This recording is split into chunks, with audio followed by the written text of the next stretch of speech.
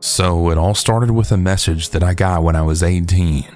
I'm gonna use his real name because this man is an absolute garbage human being.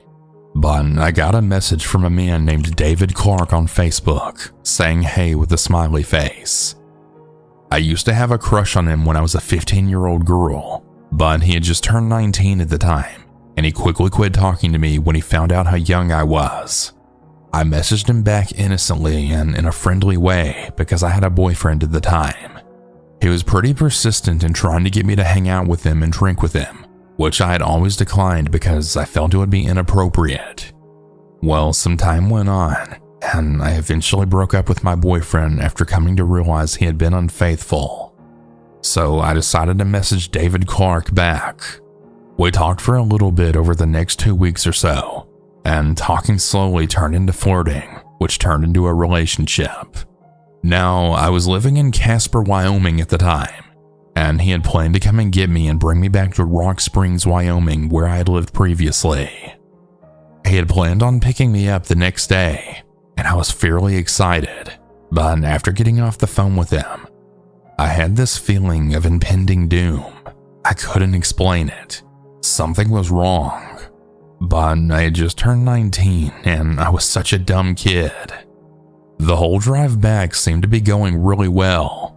We were laughing, flirting, and having a good time. But when we got back to his house, things took a really weird turn. He started showing me some gory videos online. I have no idea why, as I obviously don't enjoy things like that, and I never insinuated that I did. He was definitely weird for that, but I figured I'd still give him a chance for some reason. I know, like I said previously, I was a dumb kid. Well, the first month together, it was fairly nice, and we were doing pretty solid. We'd gotten a place together, and we were both learning on how to live with each other and getting to know each other more. And plus, I only got a place with him because I didn't really have anywhere else to stay with at the time. But after some time passed, he started to become very mean, like random outbursts at small things that I did.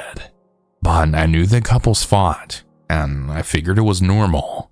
He also brought it up to me that he wanted to start swinging with me.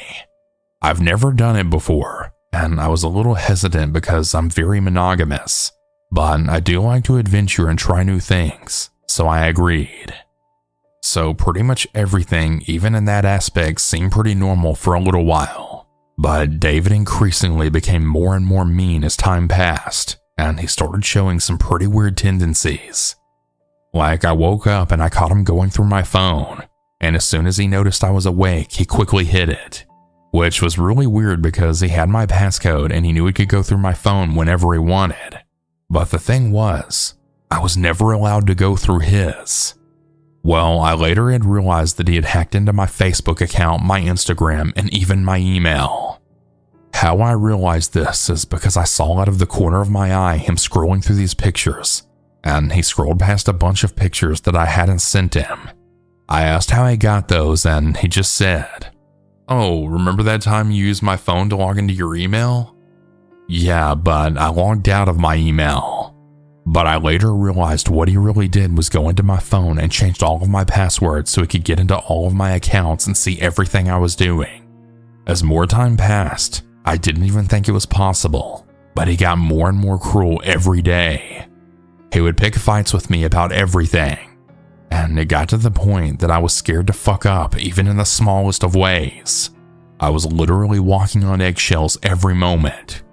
Another thing he would get mad about is if I wasn't in the mood for sex, and he literally wanted it every single day, sometimes multiple times a day. And he would also get mad if I wasn't in the mood to sleep with other people. Like if our friends came over and he was trying to initiate sex and I wasn't in the mood for it and just wanted to hang out with them, it would be a screaming match every time they left. Things escalated even more when we moved into our house and no longer had a roommate. He had isolated me from my family, and the abuse became more intense. I remember one particular night we were outside smoking a cigarette, and this drunk girl was walking past our house going home from the bar. We had been drinking too, and she seemed really friendly, so we decided to invite her in and she joined us. We had really been on the rocks lately, and I was trying my hardest to make him happy, so I asked if he was interested.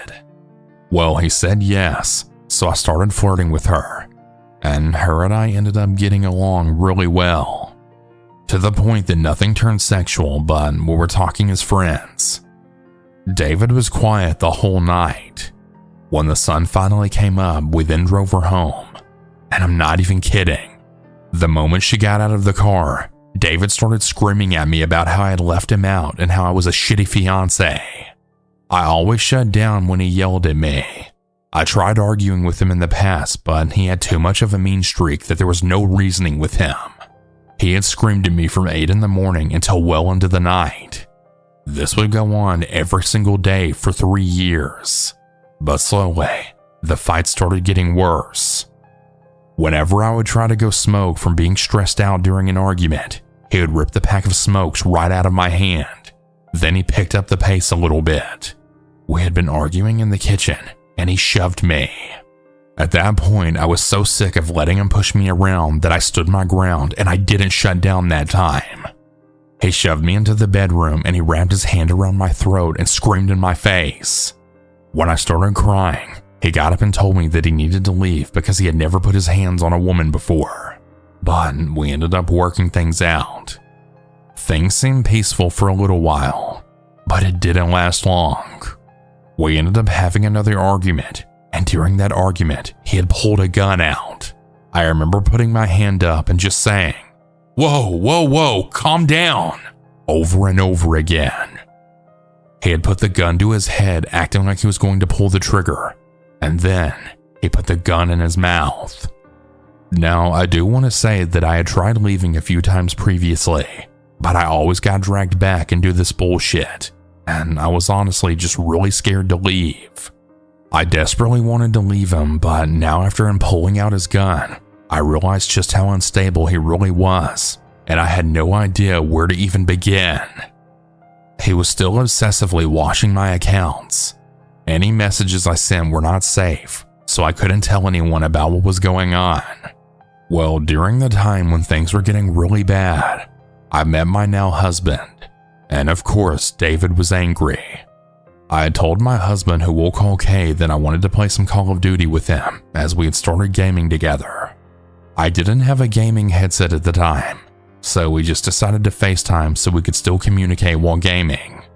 Well, David was at work, and shortly after we started gaming, my phone was blowing up from messages. He said, "Yeah, so who the hell are you FaceTiming with? I know that it's Kay. You two sure have become friends pretty quickly." I'm not gonna lie, I no longer had any love left in my heart for David after the years of abuse, and Kay was so kind that I started quickly developing feelings for him. The only time that I felt some kind of happiness was whenever I was talking to Kay, but again, I was really terrified to leave David. He was very well known in that town, and my fear got the best of me. I felt like he would find me and shoot up my house if I left, and I didn't want to put any of my family or friends in danger by staying with them.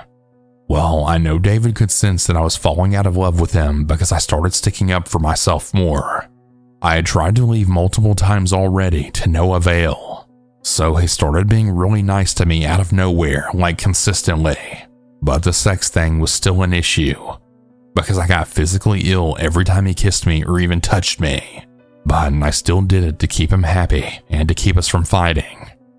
Well, one night, I wasn't really in the mood, but he wanted to have sex. I had actually let him, but he had become so aggressive that it was painful. I kept telling him that I didn't like it and that it hurt, and I even started crying, but he seemed more excited by this. I felt so broken afterward, and that's when I knew something shortly was going to happen to me. And I was really scared that this was going to get worse until the point he ended up killing me. He had even asked me about what happened to me in previous assaults as a way for him to get in the mood, if you know what I mean. I knew something was off, and I was trying to figure out how to get out safely. Going to the cops wasn't an option because we only shared one vehicle, and I was honestly terrified of going to the police, and I didn't really know what I would tell them anyway if I did. Well, fast forward to a week after my 23rd birthday in 2021. I got a call from my coworker saying that David had just been arrested and to hide all of my weed. So I quickly ran outside in the freezing cold to hide all of our paraphernalia when I was then approached by 3 men in hoodies. They said my name and they asked to confirm if they had the right person. I said yes. Well, they said that they had just arrested my fiancée on 14 counts of child pornography. I instantly fell to the ground crying. I felt sick. The next day, I had to go in to meet with the detectives and sign release forms for the 2 gaming consoles that they confiscated. And when they told me in great detail what he had been doing, including talking and exchanging photos with underage girls, I grabbed a trash can and I was actually on the verge of throwing up. I've never felt that sick to my stomach in my life. When David called me from jail, I yelled at him and I asked him why the fuck he would do this and what the fuck was wrong with him. He had the audacity to ask me to stay and wait for him to get out of prison, and I told him no, that he should have known how I felt about pedophiles, especially after what had happened to me. His parents ended up siding with him, forcing me to return our car that I helped pay for, and they told the police I was harassing them. They actually wanted me to stay with him. I had a severe mental breakdown to the point that I needed medication to help me sleep and to help me stop crying.